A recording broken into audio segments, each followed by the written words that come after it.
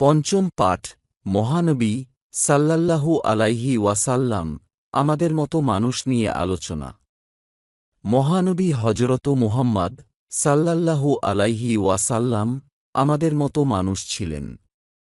আল কুরআন ও আল হাদিস থেকে জানা যায় যে হযরত মুহাম্মদ সাল্লাল্লাহু আলাইহি ওয়াসাল্লাম মানবশ্রেষ্ঠ ও নবী-রাসূলগণের প্রধান। তিনি আল্লাহর সবচেয়ে প্রিয় ও সম্মানিত বান্দা। তিনি সকল পাপ থেকে মুক্ত ছিলেন। আল্লাহ তাকে অনেক মুজিজা দান করেছেন। নবী-রাসূলগণকে বিশ্বাস না করার মূল কারণ ছিল তারা তো আমাদের মতো মানুষ। আল্লাহ যদি কাউকে নবী-রাসূল হিসেবে প্রেরণ করতে চাইতেন তবে ফেরেশতাদেরকে প্রেরণ করতেন। যেহেতু তারা মানুষ তাই তারা নবী হতে পারে না। ইহার উত্তরে নবী-রাসূলগণ তাদেরকে বলতেন, আমরা তোমাদের মতো মানুষ, এই কথা সত্য। তাই বলে নবুয়াত লাভ করা যায় না, এই কথা ঠিক নয়। বরং আল্লাহ মানুষের মধ্য হতে যাকে ইচ্ছা নির্বাচন করে নবুয়াত দান করেন। রাসূলুল্লাহ সাল্লাল্লাহু আলাইহি ওয়াসাল্লাম কে এই প্রশ্ন করা হয়েছিল ও তিনি তার যথাযথ উত্তর দিয়েছিলেন।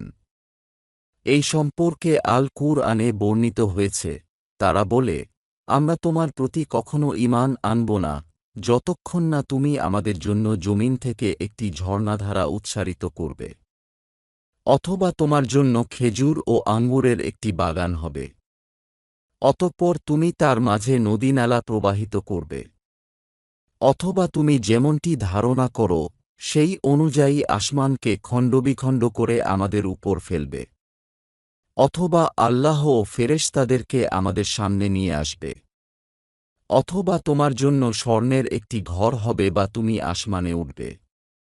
কিন্তু তোমার উঠাতেও আমরা ঈমান আনব না যতক্ষণ না তুমি আমাদের প্রতি এমন কিতাব নাজিল করবে যা আমরা পাঠ করব। আপনি বলুন, আমি আমার রবের পবিত্রতা ঘোষণা করছি। আমি তো একজন মানুষ, একজন রাসূল, বই কিছু নয়।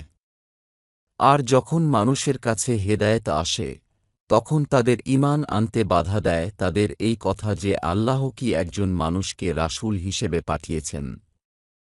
সূরা আল বানী ইসরাঈল 90-94। আল্লাহ অন্যত্র ঘোষণা করেন, আপনি বলুন, আমি তো তোমাদের মতোই একজন মানুষ। আমার কাছে ওহী প্রেরণ করা হয়, তোমাদের মাবুদ এক আল্লাহ। সুতরাং যে তার রবের সাক্ষাৎ কামনা করে সে যেন সৎকর্ম করে ও তার রবের ইবাদতে অন্য কাউকে শরিক না করে।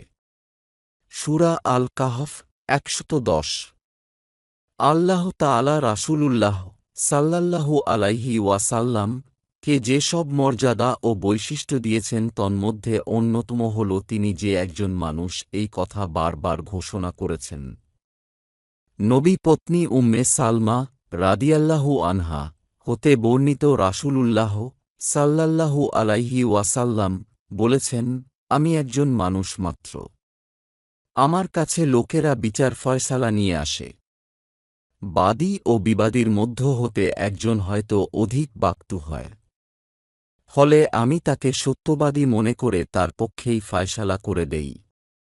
আমি যদি ভুলক্রমে কোনো মুসলিমের হক অপর জনের পক্ষে ফয়সালা করে দেই তবে তা তার জন্য হালাল হবে না, বরং তা হবে আগুনের খণ্ড।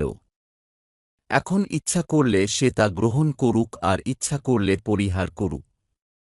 সহিহ আল বুখারী 2458 ও সহিহ আল মুসলিম 1713। অপর এক হাদিসে হযরত আব্দুল্লাহ ইবনে মাসউদ রাদিয়াল্লাহু আনহু হতে বর্ণিত, একবার রাসূলুল্লাহ সাল্লাল্লাহু আলাইহি ওয়াসাল্লাম এর নামাজের মাঝে ভুল হয়ে গেল। সালামের পর সাহাবায়ে কিরাম রাদিয়াল্লাহু আনহুম জিজ্ঞাসা করলেন, হে আল্লাহর রাসূল সাল্লাল্লাহু আলাইহি ওয়াসাল্লাম, নামাজের কি নতুন কোনো বিধান নাজিল হয়েছে? তিনি বললেন, তোমরা এই প্রশ্ন করছ কেন? তারা বললেন, আপনি এমন এমন করেছেন। তখন তিনি নামাজ পূর্ণ করলেন। তারপর বললেন, নামাজের নিয়ম পরিবর্তন হলে আমি অবশ্যই তোমাদেরকে অবহিত করতাম, কিন্তু আমি তোমাদের মতো একজন মানুষ মাত্র। তোমরা যেমন ভুলে যাও, আমিও তেমন ভুলে যাই। আমি যদি কখনো ভুলে যাই, তবে তোমরা আমাকে স্মরণ করিয়ে দিবে। সহিহ আল বুখারী 401 ও সহিহ আল মুসলিম 572।